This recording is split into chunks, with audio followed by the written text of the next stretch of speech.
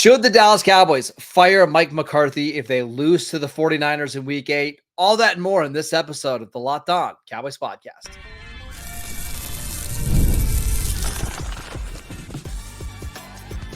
You are Locked On Cowboys, your daily Dallas Cowboys podcast.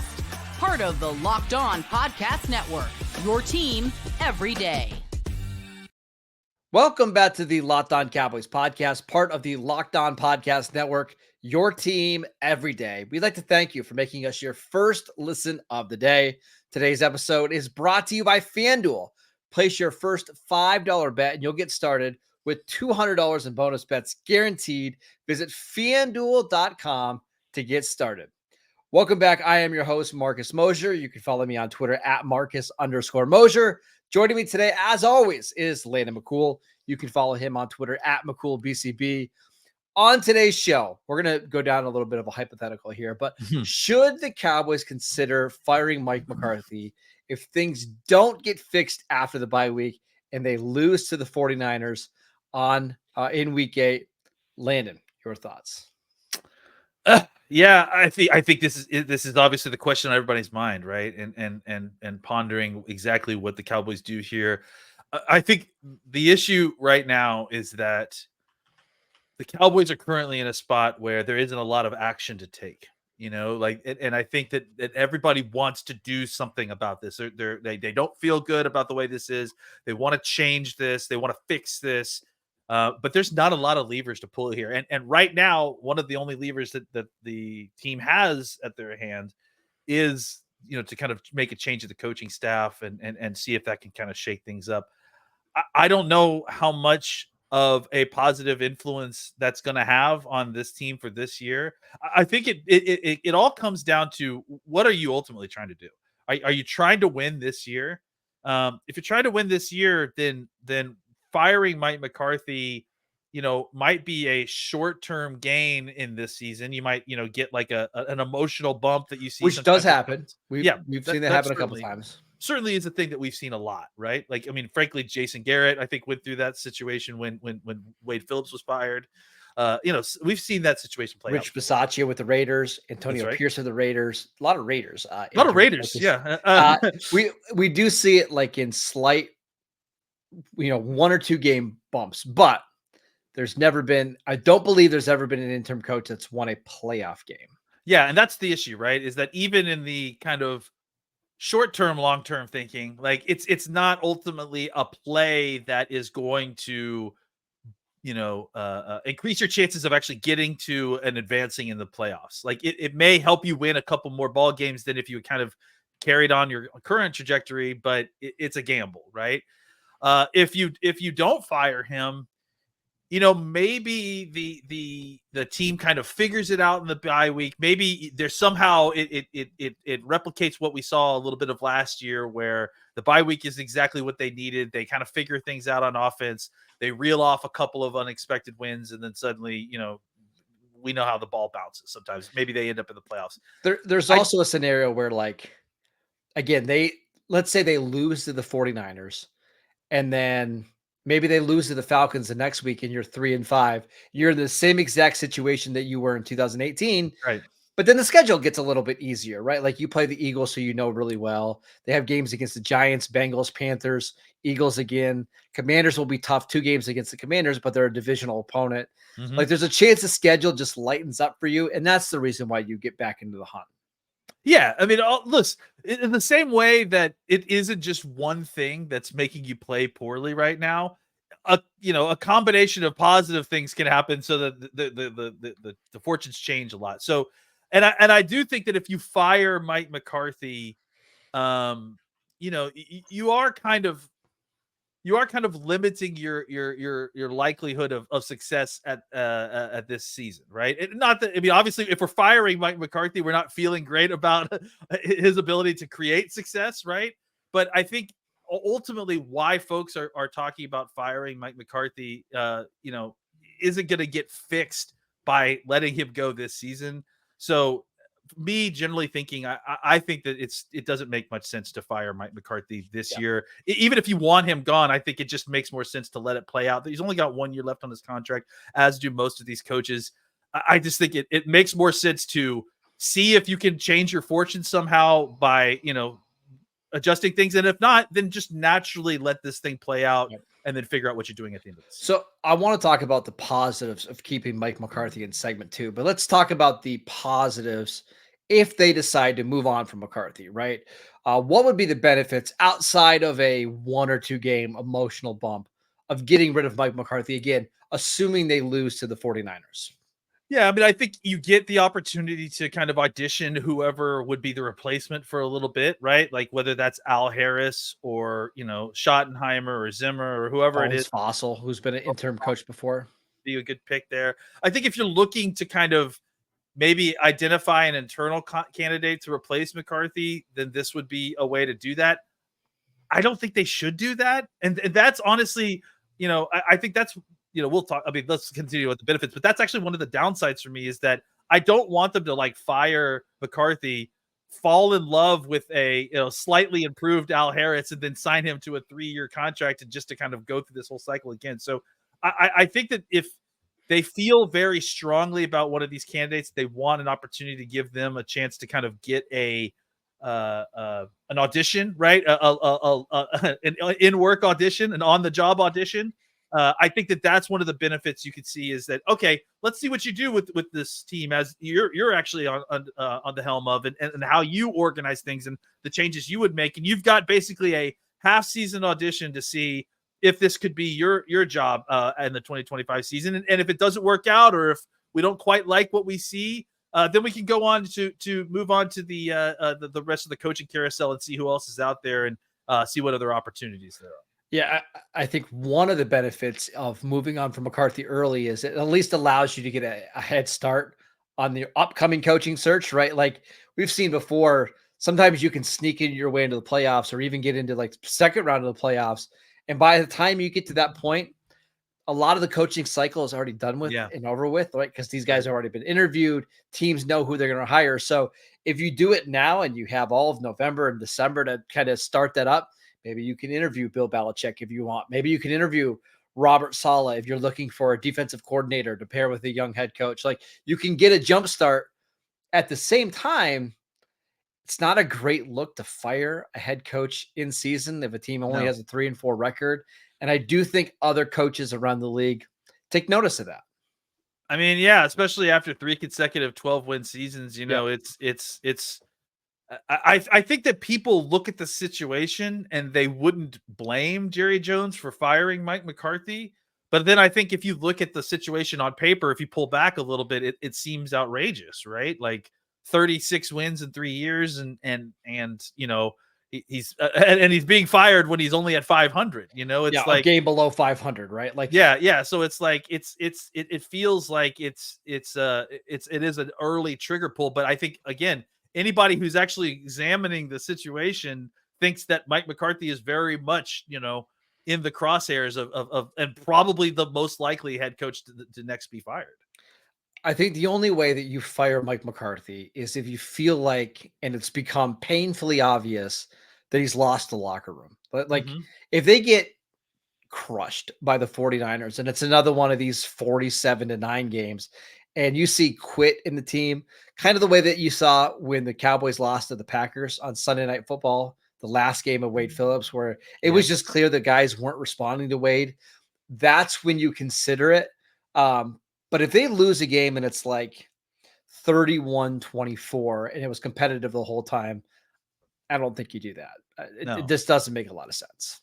No, I honestly, to me, like, it doesn't make a lot of sense to me to do this unless, there's an extreme situation, right? Like, and I think you just described it, right? Where he's completely lost the locker room. They're not responding to him. Guys don't want to play for him anymore. Yeah. Right. Because otherwise, like, just let the season finish out. You know what I'm saying? It's not worth all the extra trouble of going through all that, and also, I have a fear that the Cowboys won't reap the benefits necessarily of firing a coach early because they won't start the process early. They'll sabotage their own process by waiting, and even if they get to the process before everybody else. So it felt like it happened last time. And the excuse was the Cowboys were in the playoffs. Right. And so all the other candidates got the interviews while the Cowboys were dealing with being in the playoffs. And then, it just, by the time that all these candidates are done with their playoff situations and then the interviews are done, it feels like the Cowboys will have also just waited on all those coaches as well,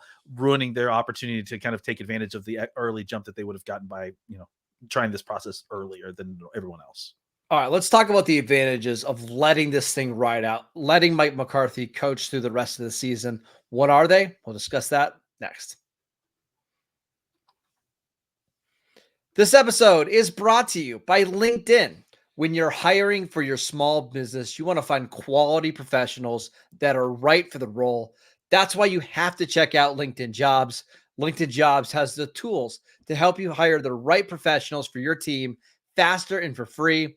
LinkedIn isn't just another job board. LinkedIn helps you hire professionals that you can't find anywhere else, even those who aren't actively searching for a new job, but might be open to the perfect role.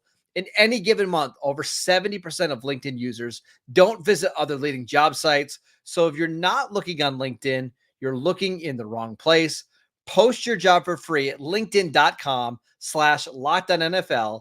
That is linkedin.com/LockedOnNFL to post your job for free. Terms and conditions apply.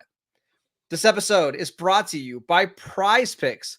I absolutely love Prize Picks for so many different reasons, but it is the best place to get real money sports action. With over 10 million members and billions of dollars in award winnings, Prize Picks has made daily fantasy sports accessible to all. You just pick more or less than at least 2 players for a shot to win up to 100 times your cash. Run your game all season long on Prize Picks. Prize Picks is the best way to get sport or action on sports in most states, including California, Georgia, Florida, and Texas. They even have an injury insurance policy, so your lineups stay in play, even if one of your players gets injured. If your player leaves in the first half and doesn't return, Prize Picks keeps your lineup alive. Sign up today and get $50 instantly when you play $5. You don't even need to win to receive the $50 bonus. It's guaranteed. Download the app today. Use promo code LOCKEDONNFL to get $50 instantly after you play your first $5 lineup. Prize Picks, run your game. Welcome back to the Locked On Cowboys podcast. We'd like to thank you for making us your first listen of the day. Landon, what are the benefits to keeping Mike McCarthy? Well, I think that my biggest concern, honestly, is that I'm nervous about the Cowboys, getting into this process incorrectly, right? Of hiring a new head coach, and I have a fear that and I think I've mentioned it a little bit already, is that the Cowboys fire Mike McCarthy, replace him with somebody in-house who does just an adequate job, and then decide to just go ahead and forego any sort of formal head coaching search process because they just feel satisfied with their in-house candidate. I feel like that is a recipe for disaster, right? I just feel that's the like Jason Garrett plan, right? Exactly. And I think if anything, this team really needs like a real house cleaning. I mean, I don't. The truth is, if they're going to start over, obviously they've got players on under contract and just obviously signed your 2 biggest players to long-term deals. So you're not going to do like a full house cleaning, but I think that you can on the coaching staff level and kind of do a reset on the kind of X's and O's level of things and new defense coordinator, new offensive coordinator, new head coach. I think that's where I would like to look, because I think the issue has been, they continue to try to leave a little bit of continuity, from the previous season. They try to leave a little bit of holdover from the previous season. So I think if you let McCarthy ride this situation out with all these coaches that are under 1-year contracts, it's a little bit of a cleaner break at the end of the year. You get into the process and all the candidates are there. It just seems like a lot more formal process for the Cowboys to get into a normal coaching search, as opposed to, filling the job temporarily and then Jerry Jones hemming and hawing over his selection over a glass of Johnny Walker Blue and deciding that, oh, hey, this guy's good enough. I like this guy. This guy's good enough to be our head coach next year. This is the guy we're rolling with.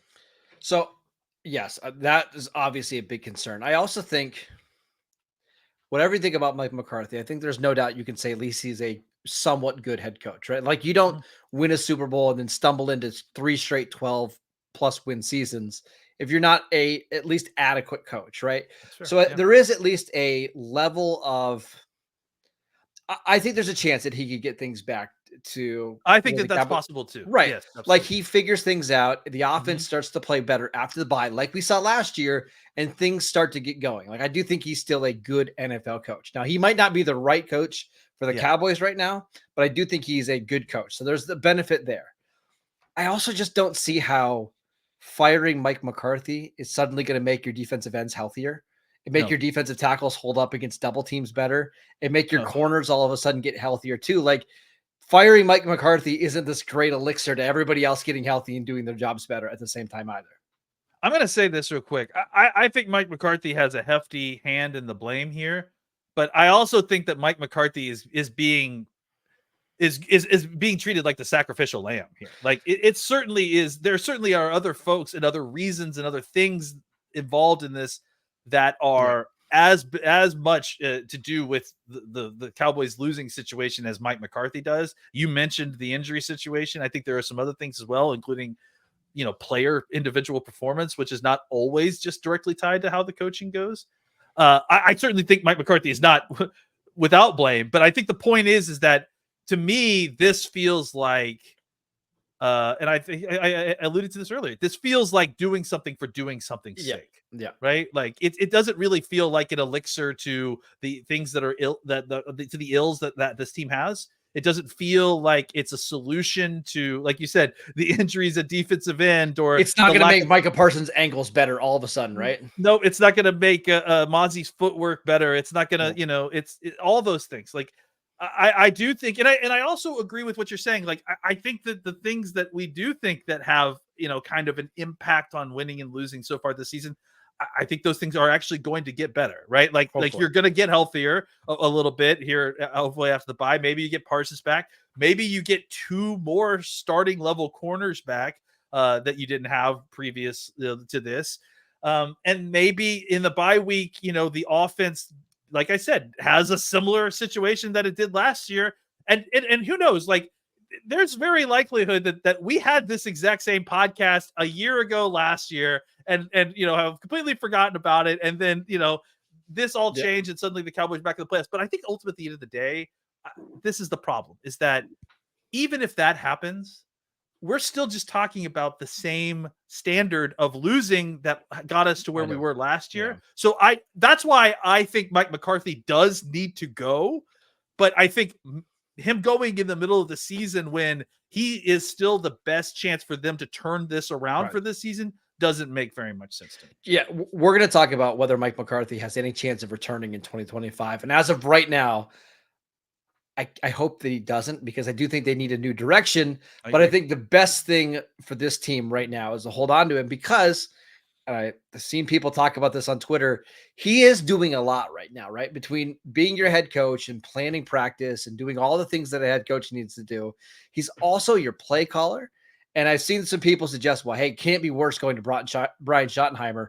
Oh, it can. Oh, it The can. reason why Brian Schottenheimer was available is because it got so bad for the Seahawks. So, yeah, I do think it could be worse.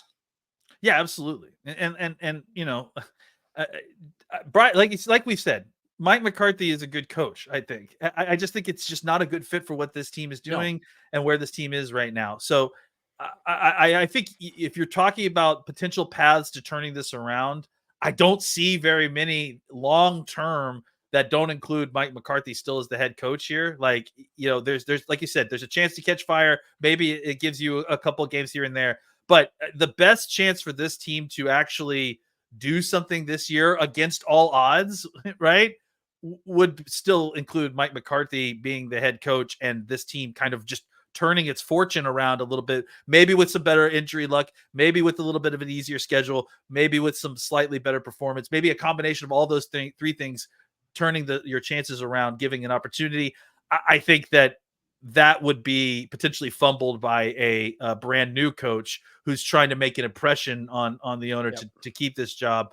I do think that the way to get Super Bowl better is not something that is going to happen this season necessarily. No.